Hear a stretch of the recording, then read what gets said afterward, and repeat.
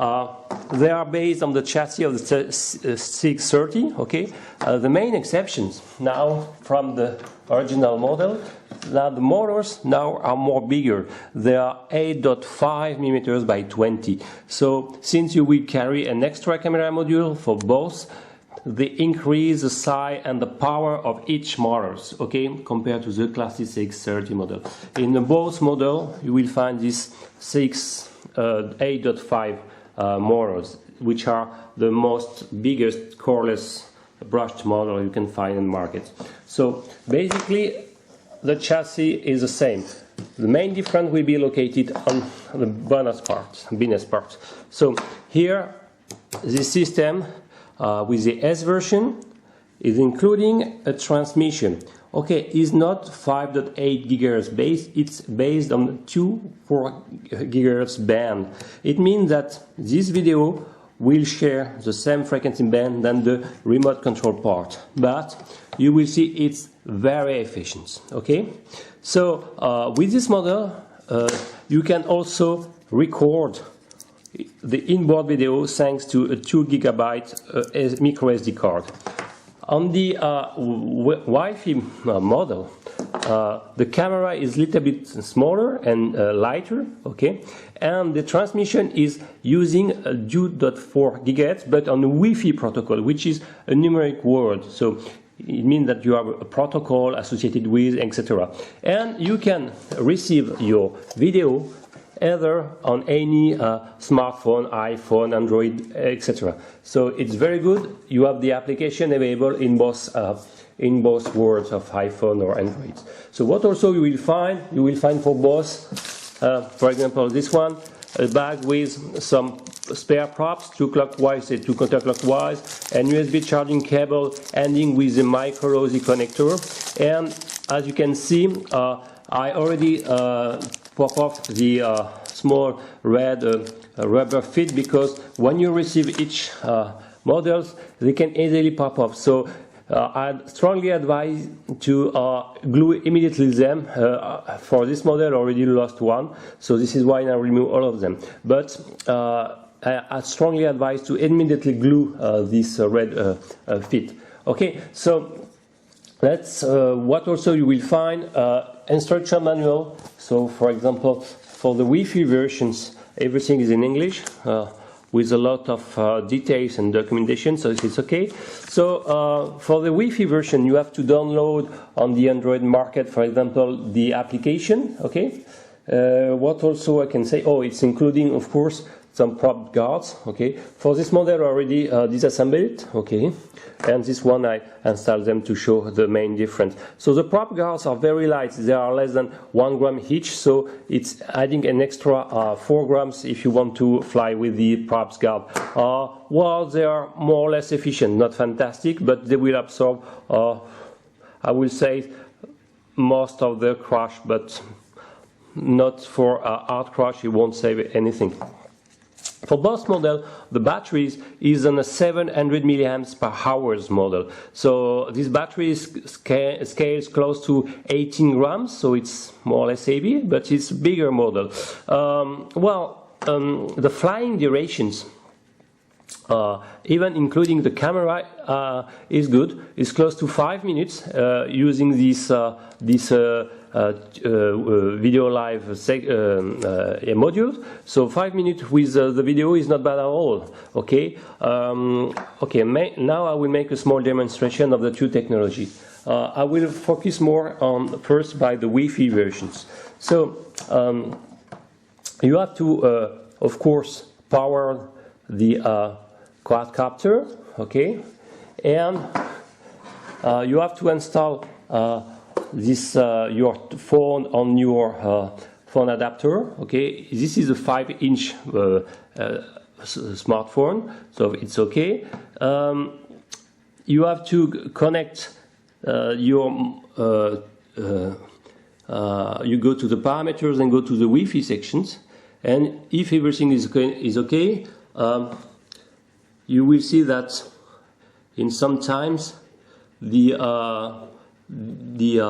cheersent is appearing like this, okay, and you connect to this device.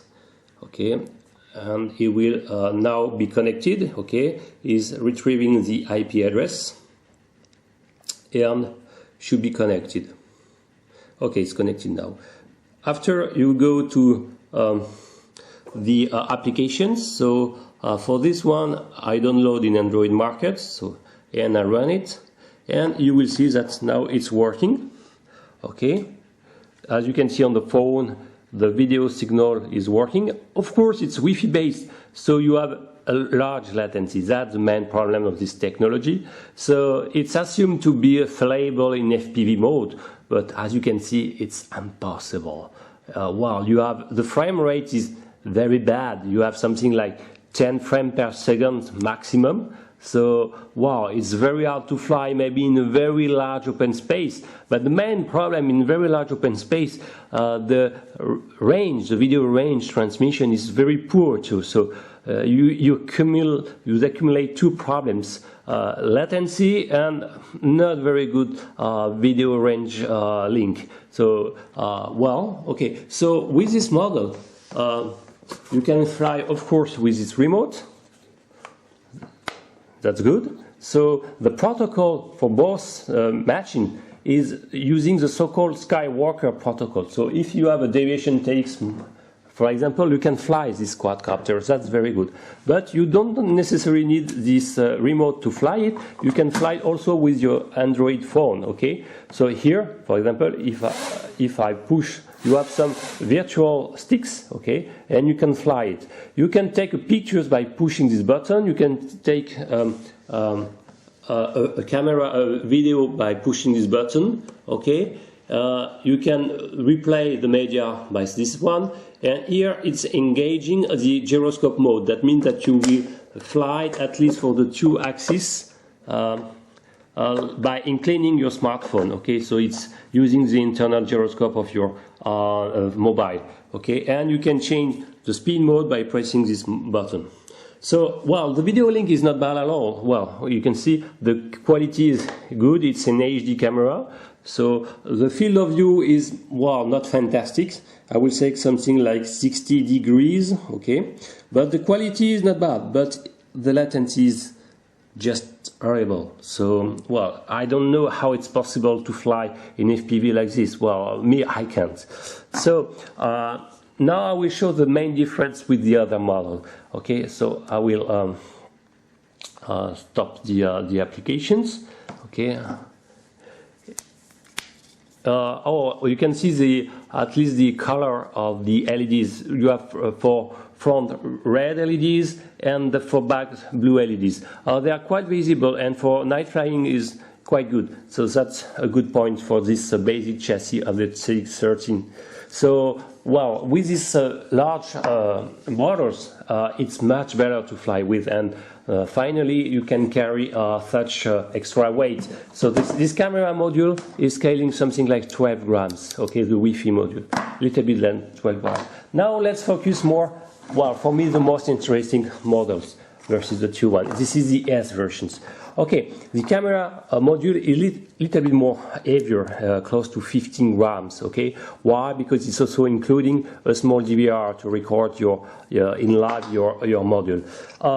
As I said previously, the video link is also using a 2.4 GHz, but it's not Wi-Fi based. It's analog transmission. Well, you have the 2.4 GHz antenna, tuned and trimmed to 31 millimeters. Okay, so the camera module is large, big, but it's okay.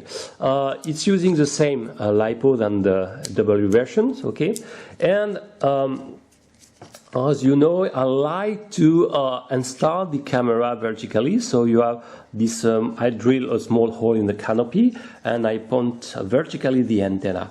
Why? It will optimize the range transmission over the horizontal plane. So you can reach a longer distance like this. Not in vertically, but more in horizontally.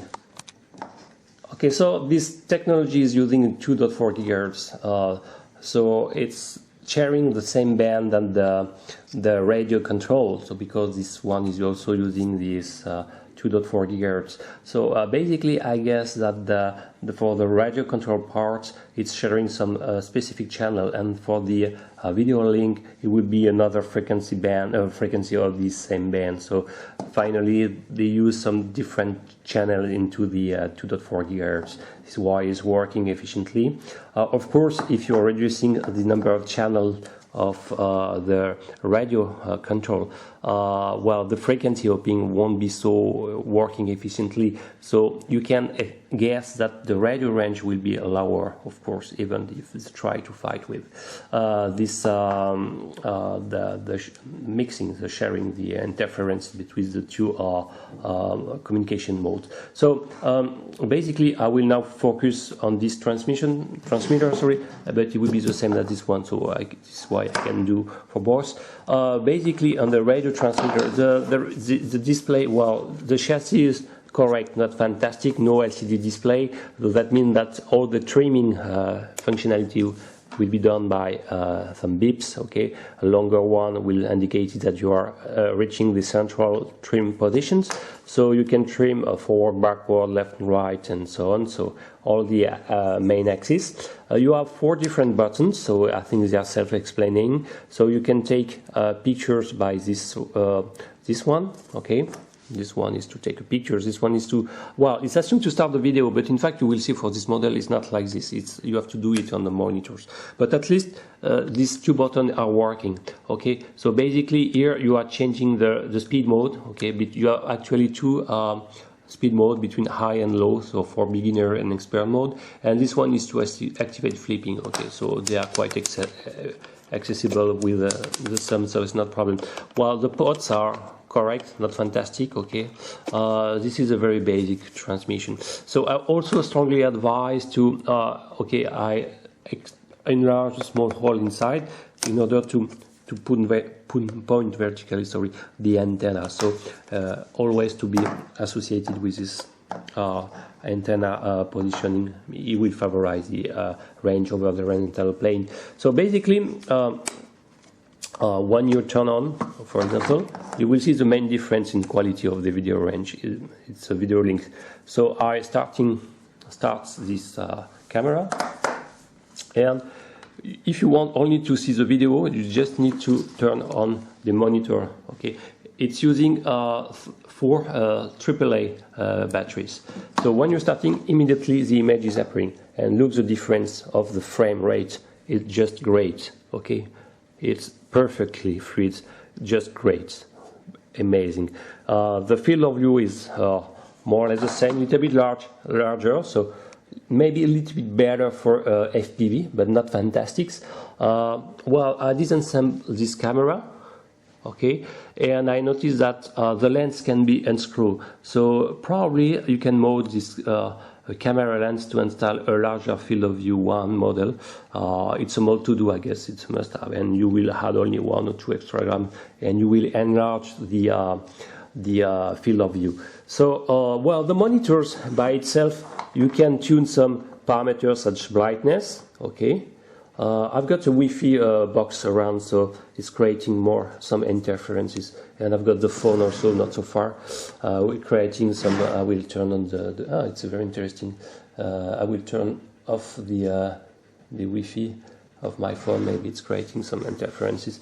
So you have this link, which is very good, and on these monitors you can press this K2 associated with the rec recording. So when you are pressing this button, the video will be recorded on this SD card. Okay, even if on this monitor you have a small micro SD card. Unfortunately, you can't record in live the transmission, the FPV transmission. This SD card is only used to replay a posteriori some movie you record from this one. So if you want to play again when you are in the field of fly, you are able to. So it's nice features. So you are just pressing this button, okay, and you will see that the rec is appearing on the top Okay, that's very good, and you press again to stop the recording. Maybe you don't notice also, but that's a very good feature. Okay, it will be more in the dark. You will see an antenna. Okay, and this one is a kind of telemetry informations. Okay, okay, this one is on the blue. Okay, you can see it. It's a blue. So you have 5 different bars, okay, indicating the level of transmission.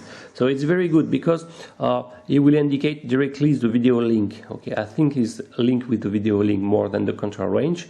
So well, when you go away, of course the number of bar will decrease, so you will have also an indication how good is your radio link too.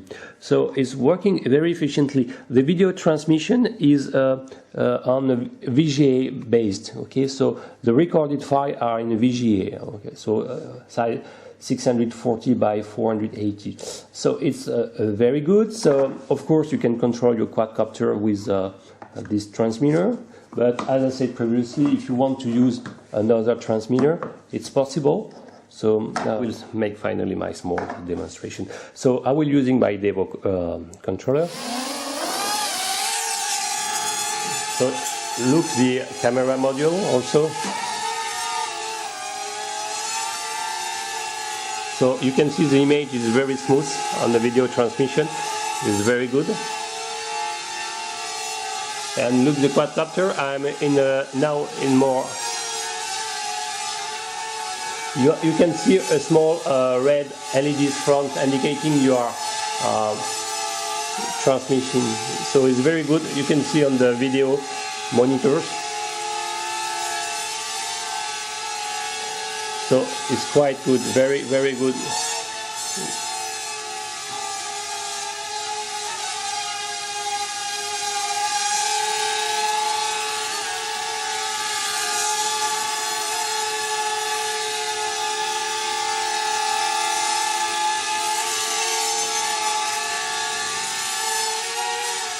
You can add some vertical punch.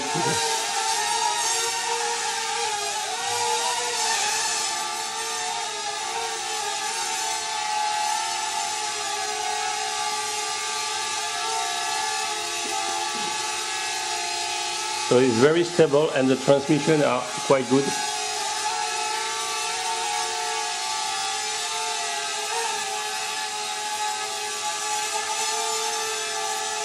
You don't have a lot of statics.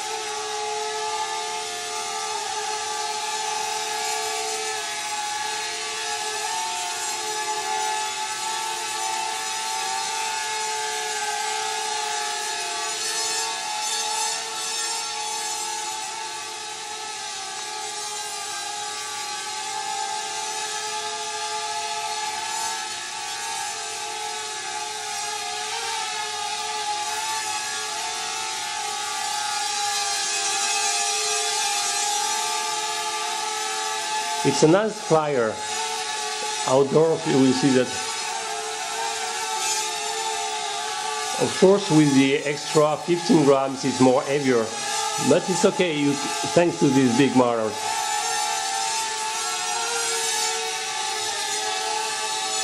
So okay, now I will land the quadcopter. So definitively it's a very nice technology. Well, I estimate that out of the box, if you don't do any tunings, the range control can be quite limited, something like 30 meters. Why? Because it's sharing the same 2.4 gigahertz band. But if you are doing this kind of mode, okay, with pointing vertically, you can have something like 40-50 meters, and the video link is still existing, so that's a good news.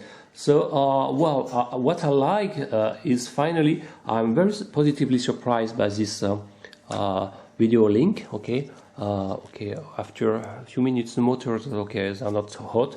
So the video link is very well, no latency at all.